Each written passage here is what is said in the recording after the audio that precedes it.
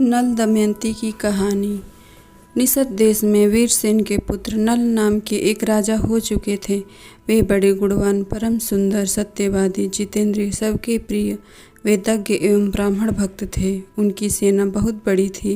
वे स्वयं अस्त्र विद्या में बहुत निपुण थे। वे वीर, योद्धा, उदार और प्रबल पराक्रमी भी थे। उन्हें जुआ खेलने का भी कुछ कुछ शौक था। उन्हीं दिनों विदर्भ देश में भीम नाम के एक राजा राज्य करते थे। वे भी नल के समान ही सर्वगुण संपन्न और पराक्रमी थे। उन्होंने दमन ऋषि को प्रसन्न करके उनके वरदान से 4 संतानें प्राप्त की थी, 3 पुत्र और 1 कन्या। पुत्रों के नाम थे दम, दांत और दमन। पुत्री का नाम था दमयंती। दमयंती लक्ष्मी के समान रूपवती थी। उसके नेत्र विशाल थे। देवताओं और यक्षों में भी वैसी सुंदरी कन्या कहीं देखने में नहीं आती थी। उन दिनों कितने ही लोग विदर्भ से निषद देश में आते और राजा नल के सामने दमयंती के रूप और गुण का बखान करते। निषद देश से विदर्भ जाने वाले भी दमयंती के सामने राजा नल के रूप, गुण और पवित्र चरित्र का वर्णन करते। इससे दोनों के हृदय में पारस्परिक अनुराग आकर्षित हो गया। एक दिन राजा नल ने अपने महल के उद्यान में कुछ हंसों को देखा।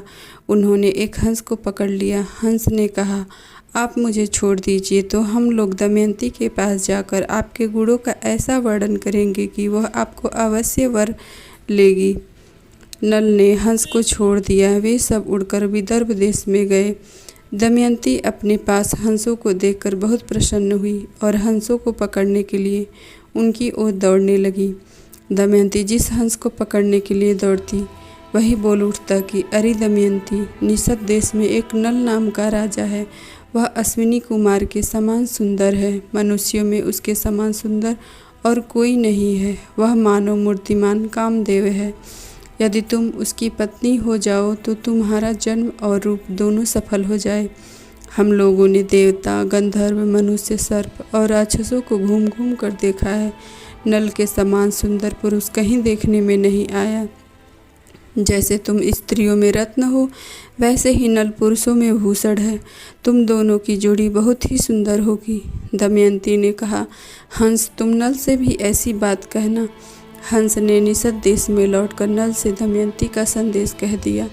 दमयंती हंस के मुँह से राजा नल की कीर्ति सुनकर उससे प्रेम करने लगी। उसकी आसक्ति इतनी बढ़ गई कि वह रात दिन उनका ही ध्यान करती रहती।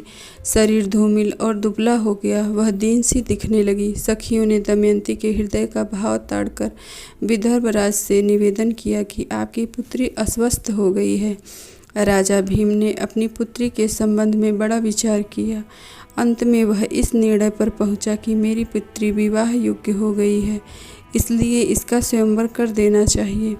उन्होंने सब राजाओं को स्वयंवर का निमंत्रण पत्र भेज दिया और सूचित कर दिया कि राजाओं को दमयंती के स्वयंवर में पधार कर लाभ उठाना चाहिए और मेरा मनोरथ पूर्ण करना चाहिए।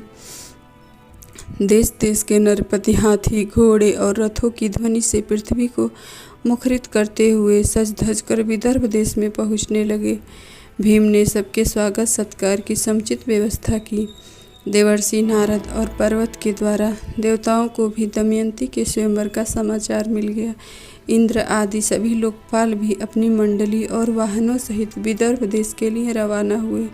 राजा नल का चित्त पहले से ही दमयंती पर आसक्त हो चुका था। उन्होंने भी दमयंती के स्वयंवर में सम्मिलित होने के लिए विदर्भ की यात्रा की। देवताओं ने स्वर्ग से उतरते समय देख लिया कि कामदेव के समान सुंदर नल दमयंती के स्वयंवर के लिए जा रहे हैं। नल की सूर्य के समान कांति और लोकोत्तर रूप संपत्ति देवता भी चकित हो गए। उन्होंने पहचान लिया कि ये नल है। उन्होंने अपने विमानों को आकाश में खड़ा कर दिया और नीचे उतरकर नल से कहा, राजेंद्र नल, आप बड़े सत्यव्रती हैं। आप हम लोगों की सहायता करने के लिए दूत बन जाइए। नल ने प्रतिज्ञा कर ली और कहा कि करूँगा। फिर पूछा कि आप लोग कौन हैं और मुझे दूत बनाकर कौन सा काम लेना चाहते हैं। इंद्र ने कहा, हम लोग देवता हैं।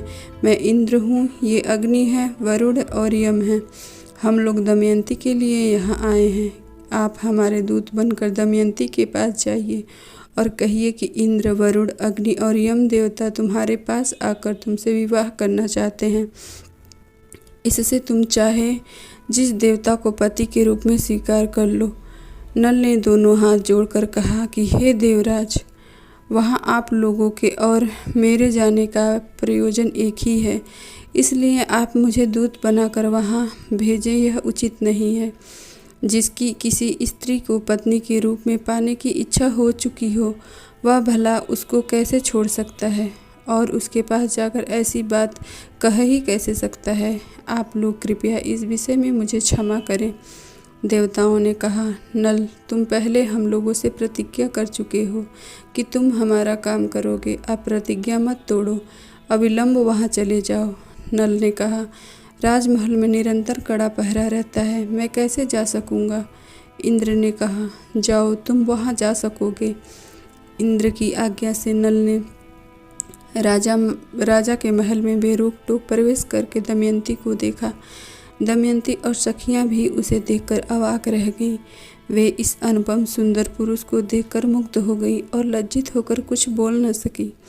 दमयंती ने अपने आप को संभाल कर राजा नल से कहा, वीर, तुम देखने में बड़े सुंदर और निर्दोष जान पड़ते हो। पहले अपना परिचय बताओ। तुम यहाँ किस उद्देश्य से आए हो और यहाँ आते समय द्वारपाल ने तुम्हें देखा क्यों नहीं। उनसे तनिक भी चूक हो जाने पर मेरे पिता उन्हें बड़ा कड़ा दंड देते हैं। नल ने कहा, कल्याणी, मैं नल हूँ, लोकपालों का दूत बनकर तुम्हारे पास आया हूँ। सुंदरी, इंद्र, अग्नि, वरुण और यम, ये चारों देवता तुम्हारे साथ विवाह करना चाहते हैं। तुम इनमें से किसी एक देवता को अपने पति के रूप में वरण कर लो। यही संदेश लेकर मैं तुम्हारे पास आया हूँ। उन देवताओं के प्रभाव से ही जब मैं तुम्हारे महल में प्रवेश करने लगा, तब मुझे कोई देख नहीं सका। मैंने देवताओं का संदेश कह दिया, अब तुम्हारी जो इच्छा हो करो। दमयंती ने बड़ी श्रद्धा के साथ देवताओं को प्रणाम करके मंद मंद मुस्कुरा कर बोली, नरेंद्र, आप मुझे प्रेम दृष्टि से देखिए और आज्ञा कीजिए कि मैं यथाशक्ति आपकी क्या सेवा करूं। मेरे स्वामी, मैंने अपना सर्वस्व और अपने आप को भी आपके चरणों में सौंप दिया है। आप मुझ पर विश्वासपूर्ण प्रेम कीजिए। जिस दिन से मैंने हंसों की बात सुनी, उसी दिन से मैं आपके लिए व्याकुल हूँ। आपके लिए ही मैंने राजाओं की भीड़ इकट्ठी की है। यदि आप मुझ दासी की प्रार्थना अस्वीकार कर देंगे तो मैं विष खाकर, आग में जलकर, पानी में डूबकर या फांसी लगाकर आपके लिए मर जाऊंगी। राजा नल ने कहा, जब बड़े बड़े लोकपाल तुम्हारे प्रणय बंधन के प्रार्थी हैं, तब तुम मुझ मनुष्य को क्यों चाह रही हो। उन ऐश्वर्यशाली देवताओं के चरण रेणु के समान भी तो मैं नहीं हूँ। तुम अपना मन उन्हीं में लगाओ। देवताओं का अप्रिय करने से मनुष्य की मृत्यु हो जाती है। तुम मेरी रक्षा करो और उनको वरण कर लो। नल की बात सुनकर दमयंती घबरा गई।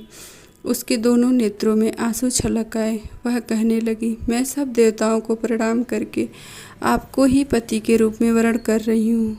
यह मैं सत्य शपथ खा रही हूँ।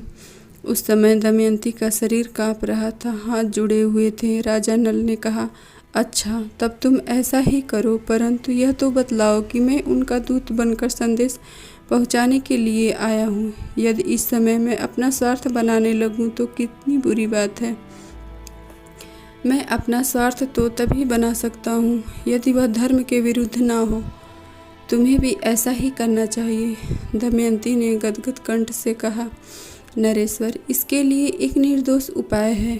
उसके अनुसार काम करने पर आपको कोई दोष नहीं लगेगा। वह उपाय यह है कि आप लोकपालों के साथ स्वयंवर मंडप में आवें। मैं उनके सामने ही आपको वरण कर लूँगी, तब आपको दोष नहीं लगेगा। अब राजा नल देवताओं के पास आए। देवताओं के पूछने पर उन्होंने कहा, मैं आप लोगों की आज्ञा से दमयंती के महल में गया। बाहर बूढ़े द्वारपाल पहरा दे रहे थे, परंतु उन्होंने आप लोगों के प्रभाव से मुझे देखा नहीं। केवल दमयंती और उसकी सखियों ने मुझे देखा। वे आश्चर्य में पड़ गई। मैंने दमयंती के सामने आप लोगों का वर्णन किया, परंतु वह तो आप लोगों को न चाहकर मुझे ही वरण करने पर तुली हुई है। उसने कहा है कि सब देवता आपके साथ स्वयंवर में आवें, मैं उनके सामने ही आपको वरण कर लूँगी। इसमें आपका दोष नहीं लगेगा। मैंने आप लोगों के सामने सब बातें कह दी। अंतिम प्रमाण आप लोग ही हैं। राजा भीम ने शुभ मुहूर्त में स्वयंवर का समय रखा और लोगों को बुलावा भेजा। सब राजा अपने अपने निवास स्थान से आकर स्वयंवर मंडप में यथास्थान बैठने लगे। पूरी सभा राजाओं से भर गई। जब सब लोग अपने अपने आसन पर बैठ गए तब सुंदरी दमयंती अपनी अंग कांति से राजाओं के मन और नेत्रों को अपनी ओर आकर्षित करती हुई रंग मंडप में आई। राजाओं का परिचय दिया जाने लगा। दमयंती एक एक को देखकर आगे बढ़ने लगी।